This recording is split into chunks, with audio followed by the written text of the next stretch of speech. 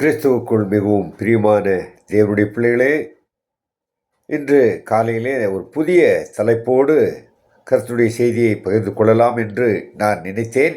அதற்காக ஆயத்தம் செய்து வைத்திருந்தேன். ஆனால் நாம் படித்த பாடங்களை மீண்டும் நம்முடைய மனதிலே பதிய வைக்கும்படி ஒரு உணர்த்துதல் ஏற்பட்டபடியால் சில உதாரணங்களோடு நான் இந்த செய்தியை உங்களுக்கு சொல்ல விரும்புகிறேன். பாருங்கள், ஒரு சாதாரண ஒரு தம்பியை, ஒரு எல்கேஜி யூகேஜி 1ஆம் வகுப்பு படிக்கிற ஒரு தம்பியோ தங்கையோ நாம் கூப்பிட்டு உங்கள் பேர் என்ன என்று சொல்லியும் ஊர் பற்றியும் நம்முடைய பெற்றோர் பற்றியும் நாங்கள் கேட்கும் பொழுது, உங்கள் ஊர் பேர் என்ன, பெற்றோர் பேர் என்ன, நீங்கள் எத்தனாவது படிக்கிறீங்க, உங்களுடைய பள்ளியின் பேர் என்ன, பள்ளி ஆசிரியர் பேர் என்ன என்று சொல்லி நாம் எந்த நேரத்திலும் யார் முன்னாலும் எந்த சூழலிலும் கேட்டால், ஒருவேளை தூக்கத்தில் இருந்தாலும் கூட கேட்டால் அதை உடனே சொல்லுவார்கள். ஏன் அப்படி சொல்ல அவர்களால் முடியும்?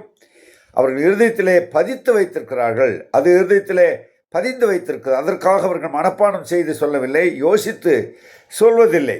அதுபோலவே ஒரு தேவனுடைய பிள்ளை எந்த நேரத்திலும் எந்த சூழலிலும் யார் முன்னாலும் எந்த கேள்வியை கேட்டாலும் நாம் இருதயத்திலே உள்ளதை இருதயத்தின் நிறைவால் வாய் பேசும் என்று சொல்லி வேதத்தில் நாம் வாசிக்கிறோம்.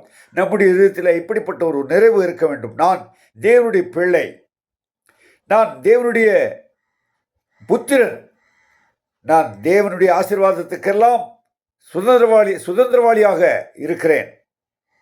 ஆண்டவராக இயேசு கிறிஸ்துவின் கிருபையினாலே என்னை அவர் நீதிமானாக்கி இருக்கிறார். ஆண்டவராக இயேசு கிறிஸ்துவின் கிருபையினாலே என்னை பரிசுத்தவானாக்கி இருக்கிறார். தேவன் தம்முடைய கிருபையினாலே நம்மோடு ஊழியம் செய்ய என்னை அழைத்திருக்கிறார். அந்த ஆசாரியத்துவ ஊழியத்தை தந்திருக்கிறார். அது மட்டுமல்ல, அவரோடே கூட உட்கார்ந்து ஆளுகை செய்யும்படியாக அந்த அதிகாரத்தை தந்திருக்கிறார் என்று சொல்லி நம் இருதயத்தில் அது அப்படியே இருக்க வேண்டும். எந்த நேரத்திலும் யார் கேட்டாலும் முடிந்தால் வேதத்தின் வசன ஆதாரத்தோடு நீங்கள் அதை சொல்லலாம், சொல்ல வேண்டும். இதுதான் ஒரு உண்மையான தேவனுடைய பிள்ளையின் ஒரு தன்மையாக இருக்கிறது. அப்படிப்பட்ட தேவனுடைய பிள்ளை என்ன சொல்லுவான்? மரணமே உன் கூரங்கே, பாதாளமே உன் ஜெயமெங்கே என்று சொல்லி தைரியமாக சொல்வான். அது மட்டுமல்ல, கிறிஸ்து எனக்கு ஜீவன், சாவு எனக்கு ஆதாயம் என்று சொல்லி தைரியமாக சொல்லுவான். இப்பொழுது ஒரு வசனம், நம்ம யாவருக்கும் தெரிந்த வசனம் தான், இருந்தாலும் நான் வாசிக்கிறேன். ரோமருக்கு எழுதின நிருபம் 8ஆம் அதிகாரத்தில் அதை நாம் வாசிக்கலாம். ரோமர் 8:36 முதல் கடைசி வரை நான் வாசிக்கிறேன், தெளிவாக வாசிக்கிறேன். நாம் அதை புரிந்து இனிமேல் நம்முடைய இருதயத்தில் இப்படிப்பட்ட வசனம் எந்த நேரத்திலும் தூக்கத்தில் எழுப்பி கேட்டாலும் நாம் தைரியமாக சொல்லக்கூடிய அந்த விசுவாசிகளாக இருக்க வேண்டும், தேவனுடைய பிள்ளைகளாக இருக்க வேண்டும், அப்படிப்பட்ட அதிகாரத்தை உடையவர்களாக இருக்க வேண்டும். ரோமர் 8:36 முதல். கிறிஸ்துவின் அன்பை விட்டு நம்மை பிரிப்பவன் யார்?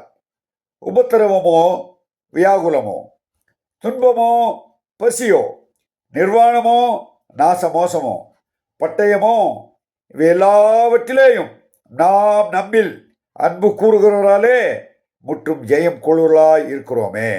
மரணமானாலும் ஜீவனானாலும் தேவதூதர்களானாலும் அதிகாரங்களானாலும் வல்லமைகளானாலும் நிகழ்காரியங்களானாலும் வரும் காரியங்களானாலும் உயர்வானாலும் தாழ்வானாலும் வேறெந்த சிருஷ்டியானாலும் நம்முடைய கர்த்தராகிய இயேசு கிறிஸ்துவில் உள்ள தேவனுடைய அன்பை நம்மை விட்டு பிரிக்க மாட்டாதென்று நிச்சயித்திருக்கிறேன். இந்த நிச்சயத்தோடு நாம் வாழ வேண்டும். எந்த சூழலிலும் கிறிஸ்துவின் அன்பை விட்டு நம்மை யாரும் பிரிக்க முடியாது.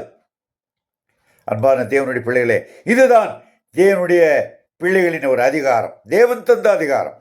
இந்த அதிகாரத்தோடு இதை மனதிலே நாம் பதிய வைத்து மனப்பாடம் செய்ய வேண்டியதில்லை, இதற்காக யோசிக்க வேண்டியதில்லை.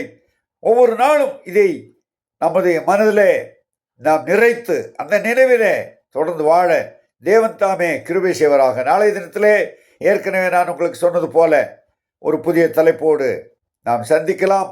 தேவனுடைய கிருபை உங்களை காக்க கடவுது. ஆமேன், ஆமேன்.